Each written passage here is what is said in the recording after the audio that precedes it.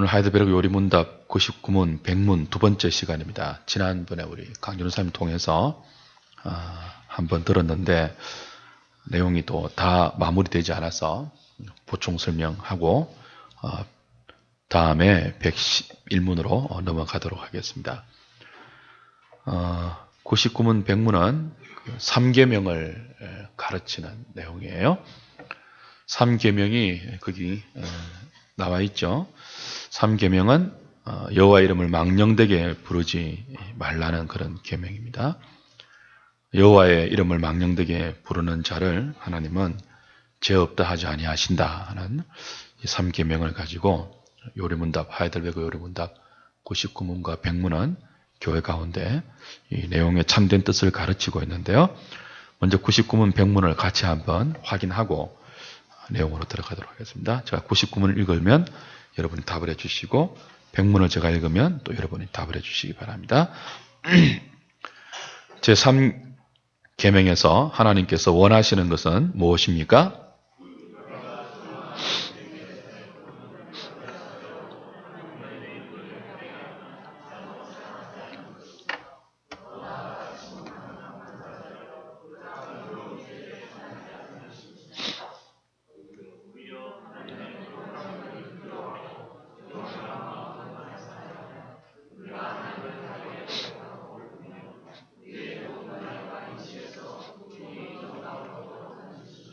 백문 묻습니다. 맹세나 저주로 하나님의 이름을 욕되게 하는 것은 그들이 할 수 있는 대로 그러한 죄를 막거나 금하지 못한 사람들에게까지 하나님께서 진노하실 정도로 중대한 죄입니까? 진실로 그렇습니다. 하나님의 이름을 욕되게 하는 것보다 더 크고 하나님을 진노케 하는 죄는 없습니다. 따라서 하나님께서는 이 죄를 사형으로 벌하라 명하셨습니다. 99문에서 여호와 이름을 망령되게 부르지 말라는 3계명의 본뜻이 무엇이냐, 이 계명에서 하나님이 우리에게 원하시는 것은 무엇이냐라고 물었고 거기에 대한 답으로 저주나 거짓맹세, 불필요한 서약으로 하나님의 이름을 욕되게 하거나 잘못 사용하지 않는 것이다. 그렇게 우리 이미 공부했습니다. 그 여호와 이름을 망령되게 부른다는 것은 세 가지의 뜻이 요리문답의 가르침에 의하면 주어졌어요. 하나는 헛되게 하나님의 이름을 부르는 것입니다. 두 번째는 거짓되게 부르는 것이고 세 번째는 가볍게 부르는 거예요. 불필요한 서약으로 하나님의 이름을 욕되게 하는 것, 가볍게 하나님의 이름을 사용하는 거죠. 거짓맹세, 하나님의 이름으로 거짓맹세하는 것, 하나님의 이름을 거짓되이 사용하는 것이고, 저주나 이런 쪽은 헛되게 사용하는 쪽으로도 해석할 수 있습니다. 이 세 가지, 하나님의 이름을 헛되게 부르고 거짓되게 부르고 가볍게 부르는 것을 여호와 이름을 망령되이 부르는 것으로 설명할 수 있는데요. 이것은 다 그 우상 숭배식의 태도를 의미합니다. 1계명이 예배의 대상에 대해서 가르쳤고 2계명이 예배의 방식에 대해서 가르쳤다면 3계명은 예배의 태도에 대한 가르침이라고 볼 수 있습니다. 여호와 이름을 망령되이 부르지 말라. 그러니까 우리가 삶이 예배고 또 공식적으로 하나님을 예배하는 사람이 여호와의 백성들이잖아요. 우리의 삶을 하나님께 예배로 드리고 또 우리가 모여서 공적으로 하나님을 찬양하고 하나님께 예배를 드리고 그분을 높여드릴 때 헛되게 하지 말라는 거죠. 거짓되게 하지 말라는 거죠. 가볍게 하지 말라는 거예요. 그 헛되고 거짓되고 가볍게 신의 이름을 사용하는 것을 우상종교에서 그럽니다. 우상종교에서. 그러니까 여호와 이름을 망령되이 부르지 말라는 뜻은 하나님을 우상처럼 섬기지 말라, 그런 뜻이에요. 우상은 헛된 신입니다. 다른 말로. 없는데 원래 있는 신이 아닌데 우리가 필요로 해서 우리의 욕심으로 인간이 만들어낸 허상이 우상입니다. 그러니까 허신이에요, 허신. 그러니까 우상에게 예배하고 우상에게 구하는 것은 헛되게 구하는 거겠죠. 우상 종교에도 그들이 종교 행위를 할 때는 그들의 신의 이름을 부른단 말이에요. 근데 우상 종교에서 그들의 신의 이름을 부르면서 그 우상에게 나아가는 행동 자체가 헛된 것입니다. 우상을 부르는 모든 시도와 행동과 행위와 동기가 다 헛된 거예요. 왜냐하면 우상이 없는 것이기 때문에. 자신들의 소망을 이루어 주기 위한 욕망으로 인간 스스로 만들어낸 허상이 우상이기 때문에 허상 앞에 절하고 허상 앞에 구하는 것은 전부 뭐라고요? 헛된 것입니다. 헛된 것. 그래서 이 헛된 것은 반드시 무엇으로 연결되죠? 거짓된 것으로 연결됩니다. 거짓되이 부르는 거예요. 아무런 효력이 없는 거죠. 그리고 헛된 것과 거짓된 것은 또 어떻게 연결된다고요? 가벼운 것으로 연결됩니다. 여호와 이름을 부른다는 것은 경박한 것이 아니죠. 이게 이제 여호와 이름을 부른다는 것은 공식적으로 구약에서는 하나님의 백성들의 공적인 예배의 행동을 의미하는 관용어입니다. 우리 이미 창세기 강의할 때 창세기 4장 24절입니까? 에노스 때 비로소 사람들이 뭐 했다고요? 여호와의 이름을 불렀더라 했습니다. 이게 이제 그때 비로소 공식적으로 하나님을 예배했다. 하나님께 기도했다. 하나님을 의지했다. 공개적으로 믿음을 드러내고 살았다. 그런 뜻이에요. 여호와의 이름을 부른다. 이건 가벼운 게 아니에요. 왜냐하면 그 문맥이 창세기 4장의 문맥이 가인이 아벨을 살해하고 가인의 후손인 라멕이 칼의 노래를 부르면서 사람들을 상하게 하면서 성공 가도를 구사하는 그때에 그죠? 여호와의 백성들은 에노스 때 비로소 여호와의 이름을 불렀단 말이에요. 그건 헛되게 부른 것이 아니고 가볍게 부른 것이 아니에요. 거짓되게 부른 것이 아니에요. 믿음 때문에 아벨이 가인에게 죽었잖아요. 믿음 때문에. 믿음으로 예배를 드리다가 죽었단 말이에요. 그런데도 가인의 후손들은 칼의 노래를 부르면서 가인에게 내린 벌이 7배라면 라멕에게는 77배다라고 말하면서 그죠? 그러면서 막 자기의 그 힘을 자랑하면서 나를 건드리면 누구라도 내가 죽인다. 아이도 죽이고 어른도 죽인다.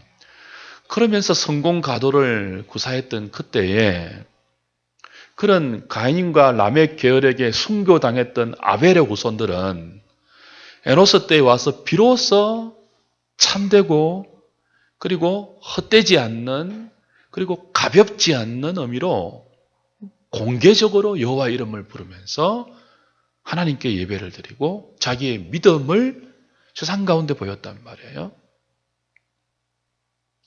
이건 가벼운 게 아닙니다. 그래서 가볍다는 말의 반대가 뭐예요? 무겁다는 뜻이잖아요. 그러니까 예배는 하나님께 영광을 돌리는 것인데 영광을 돌린다고 할 때 그 어원적인 의미가 무겁다라는 뜻이 있습니다. 하나님께 영광을 돌린다는 말은 무겁다라는 뜻이 있단 말이에요. 그러니까 우상에게 예배할 때처럼 천박하고 가벼운 것이 되지 않는 하나님의 백성들의 참된 예배 그리고 거짓되지 않는 그죠? 가볍지 않는 무거운 예배. 무겁다는 말은 어떻게 좀 해석해야 할까요? 여하튼 하나님의 영광을 의식하는 무거운 예배. 그게 이제 여호와 이름을 부르는 거예요. 그렇지 않고 우상식으로 우상은 자기를 위해서 스스로 만들어낸 헛된 신이니까 이렇게 자기를 위해서 하나님을 이용하는 식의 예배, 그런 종교 행위, 그런 기도 이게 다 뭐예요? 헛된 것이고 거짓된 것이고 가벼운 것으로 여호와 이름을 망령되이 부르는 것에 해당되는 거예요.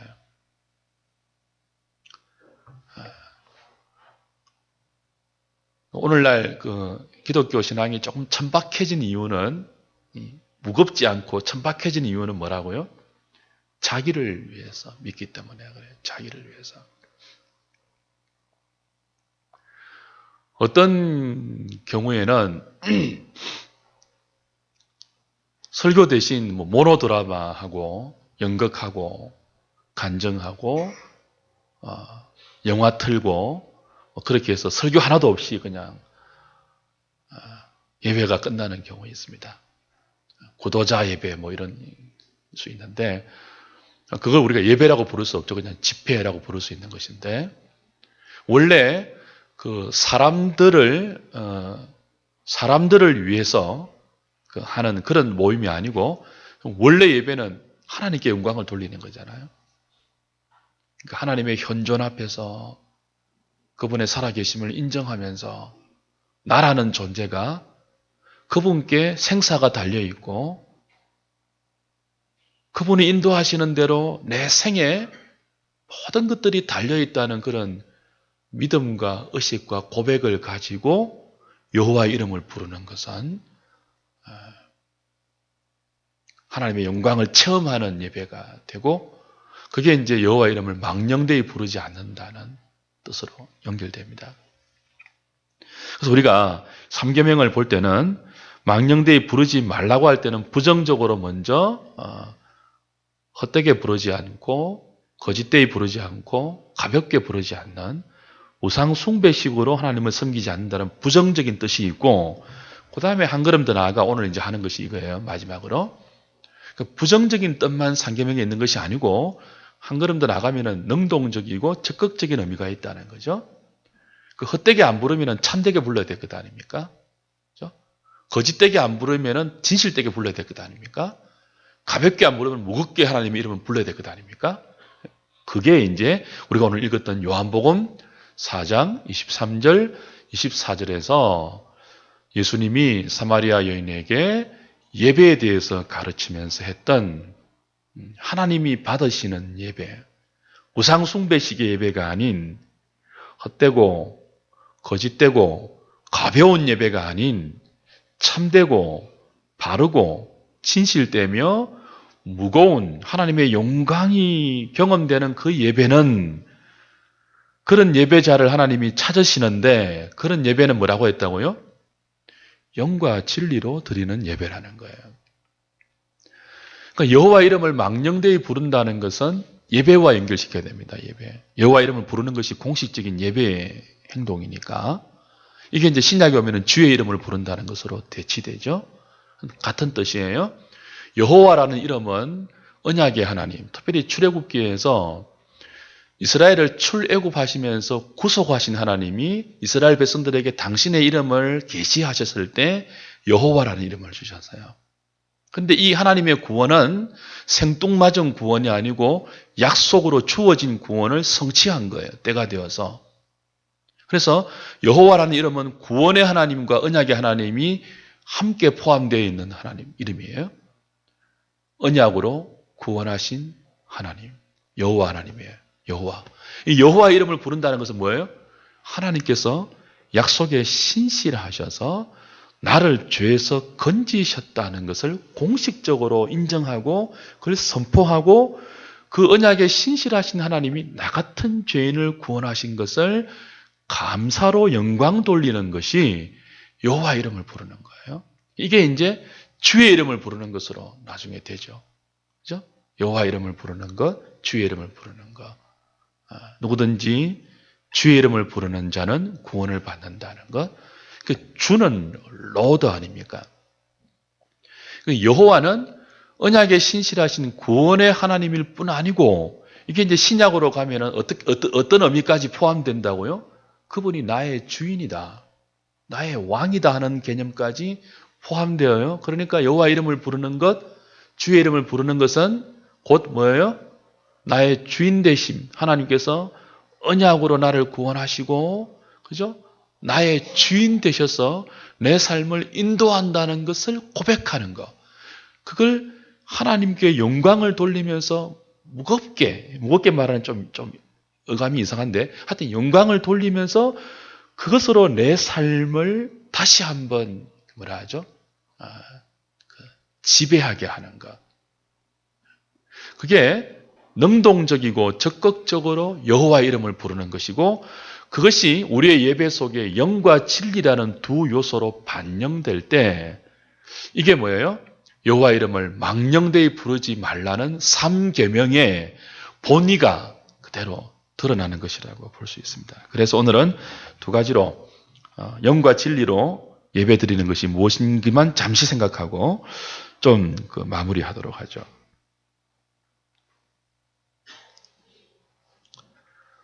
백문은 우리가 지난번에 강수할 때 성령 해방죄로 해석을 해서 다 했기 때문에 생략하고요. 99문의 답의 후반부에 오히려 하나님의 거룩한 이름을 두려워하고 존경하는 마음으로만 사용하여 우리가 하나님을 바르게 고백하고 부르며 우리의 모든 말과 행실에서 그분이 영광을 얻도록 하는 것입니다. 이게 이제 긍정적이고 적극적인 여호와 이름을 부르는 것이고, 이것이 바로 뭐예요? 예수님이 말씀하신 영과 진리로 예배하는 거예요. 공식 예배도 그렇고 삶의 예배도 그렇고 영과 진리로 하나님께 나아가는 것.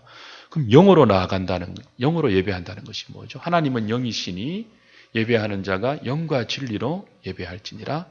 아버지는 이렇게 예배하는 자들을 찾으신다 그랬습니다. 이렇게 예배하지 않으면 망령되이 예배하는 거예요.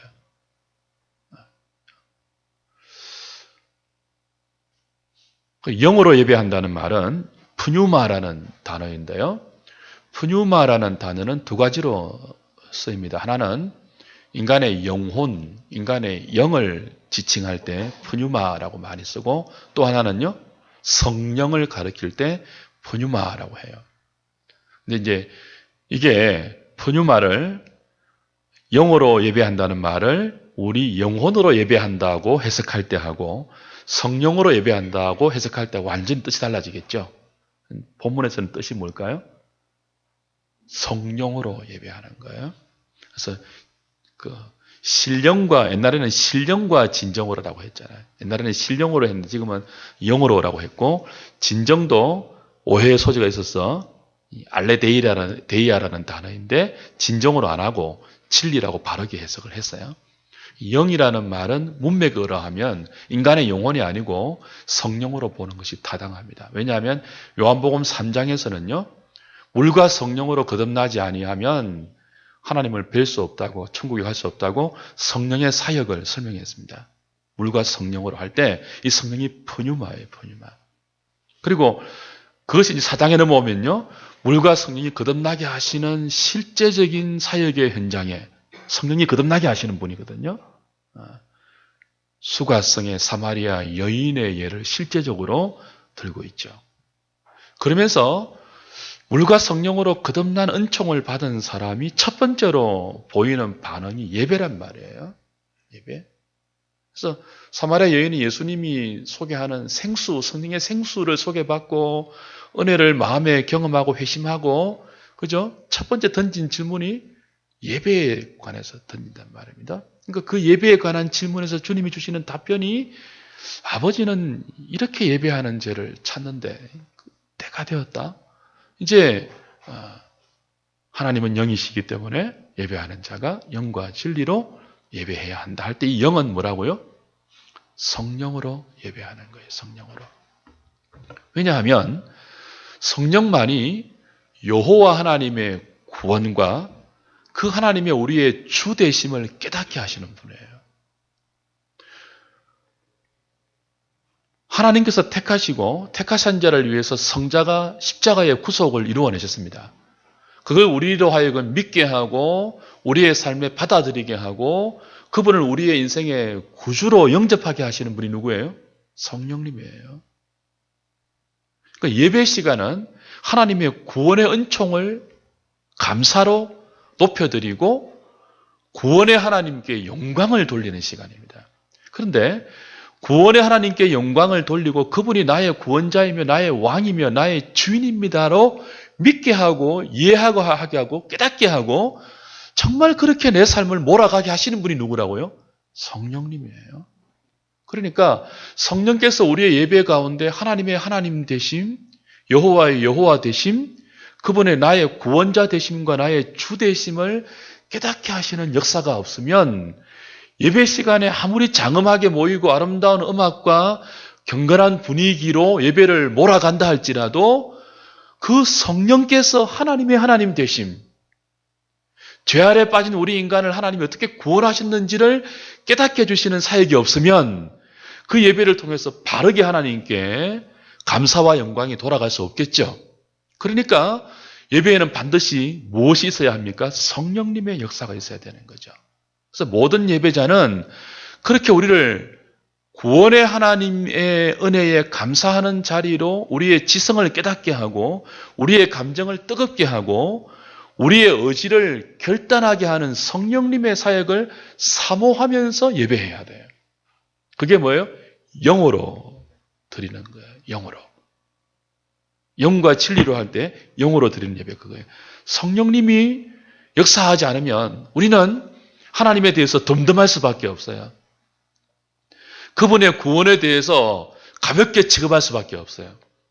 그런데 성령께서 우리 심령 가운데 역사하시면 그전에 잘 깨달아 알지 못했던 구원의 신비와 구원의 진리와 구원의 비밀이 깨달아지면서 하나님이 나의 구원자 되시고 나의 왕이 되시고 나의 구주가 되시고 나의 주인이 된다는 사실이 정말 감사하게 다가오면서 이게 이제 찬송으로 하나님께 영광을 돌려드리는 것으로 비로소 가능하게 되는 거죠.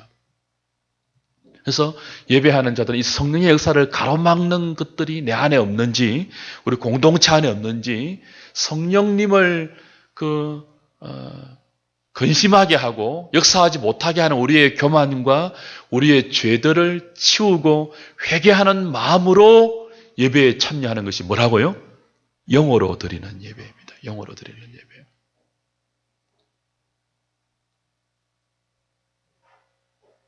그럼 진리로 드리는 것은 뭐예요? 진리는 하나님을 알게 하고 인간을 알게 하는 것입니다.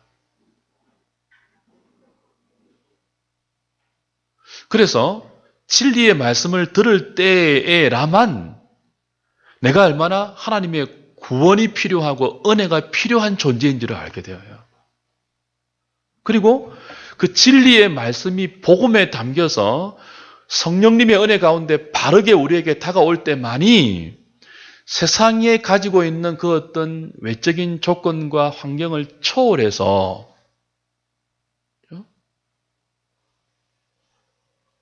이 죄인에게 베풀어 주신 하나님의 구원이 얼마나 대단한 것인지를 알게 됩니다. 진리가 우리에게 바르게 선포될 때, 그리고 그 진리의 성령님이 역사할 때, 그러니까 진리와 성령은 뗄 수 없는 거예요. 진리는 마음을 다해서 드리는 진정이 아니고 진리예요, 진리. 하나님을 하나님으로 되게 하는 하나님의 말씀. 인간을 하나님 밑에 바르게 위치하게 하고, 그러니까 하나님의 은혜 가운데서 바르게 하나님을 바라보게 만드는 인간의 인간됨을 알게 하는 하나님의 말씀. 이게 이제 진리죠. 특별히 진리는 복음의 진리입니다. 하나님께서 독생자를 통해서 십자가와 부활의 은총으로 죄인들의 죄를 대속하시고 용서하시며 새 생명을 주셔서 주님과 연합한 새로운 피조물로 만들어주신 구원의 복음. 이것이 이제 예배 시간에 선포되어야 되는 거죠. 그러니까 번영복음은 여호와 이름을 망령되게 만드는 핵심입니다. 번영신학은.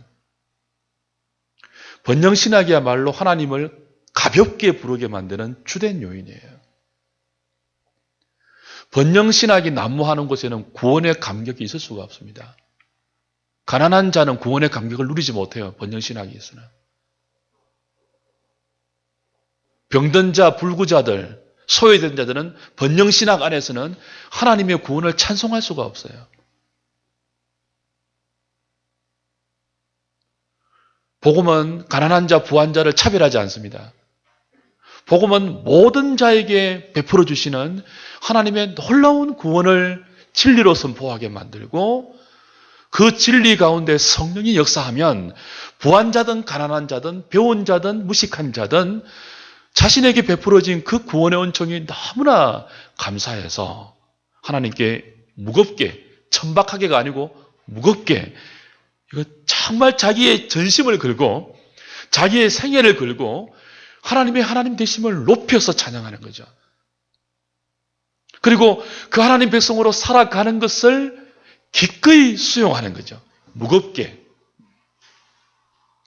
우상에게 빌듯이 가볍고 천박하게 비는 것이 아니고 액땜하듯이 부적을 사오듯이 점치러 가듯이 그렇게 여호와 이름을 부르는 것이 아니고 그 구원 사건을 통해서 나라는 인생이 어떤 획기적인 변화가 왔으며 하나님께 장악당한 내 인생이 앞으로 걸어가야 할 길이 어떤 길임을 알게 된 자로서 진리와 성령을 통해서 알게 된 자로서 마땅히 하나님께 반응하는 그 진지한 감사 그리고 그것이 우리 삶의 현장에서 몸으로 드리는 거룩한 산 제사로 연결되는 것. 그것이 뭐죠? 여호와 이름을 망령되이 부르지 않고 참되게 부르며 무겁게 부르며 그리고 진실되게 부르는 것입니다.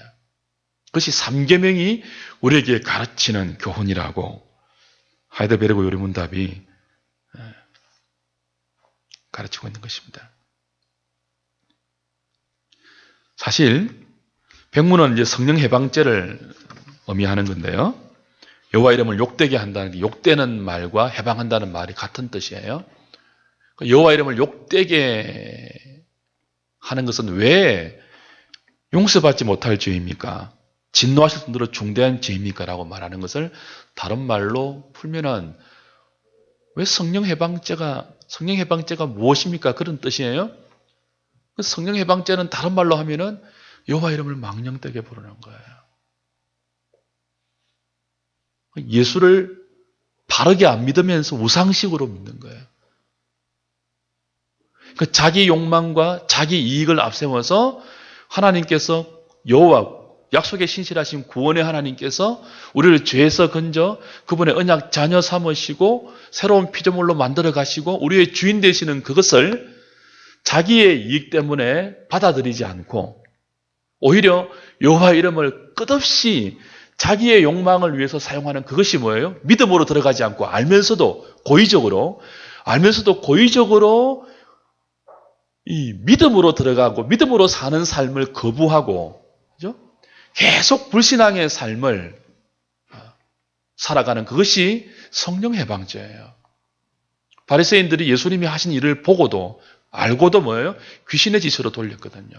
그때 예수님 뭐라고 했습니까? 성령을 해방하는 죄는 사함을 받지 못한다 했습니다. 고의적으로 주님을 거부하는 거예요. 뭐 때문에요? 자기의 기득권 때문에, 자기의 욕망 때문에.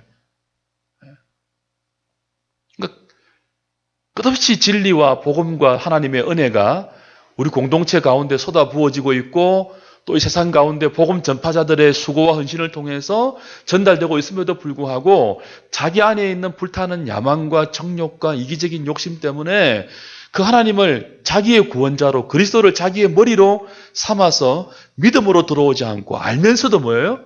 믿음으로 살기를 거부하고 계속 욕망으로 살아가면서 여호와의 이름을 헛되게 부르고 거짓되게 부르고 가볍게 부르는 그것이 곧 뭐예요? 성령 해방죄고 불신죄입니다. 불신죄. 고의적으로. 이건 불신이니까 사함을 받지 못하는 거죠. 용서받지 못하는 거예요. 그러니까 이게 망령되게 부르는 것이 여러분 절대로 가벼운 것이 아닙니다. 오늘 우리가 이 3계명을 배우면서 이제 이 한 주간을 정말 그 부정적으로 하나님의 이름을 우상처럼 부르는 것이 아니고 한 걸음 더 나아가 어때요? 더 능동적이고 적극적으로 영과 진리로 하나님을 예배하는 자로 일주일 내내 그렇죠?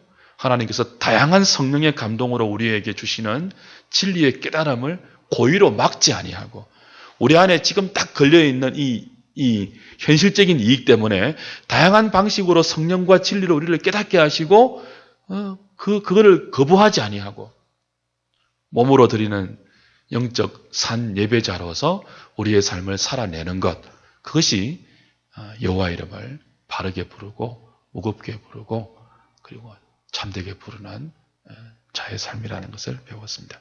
그런 하루 한 주가 될 수 있기를 주의 이름으로 부탁을 드립니다.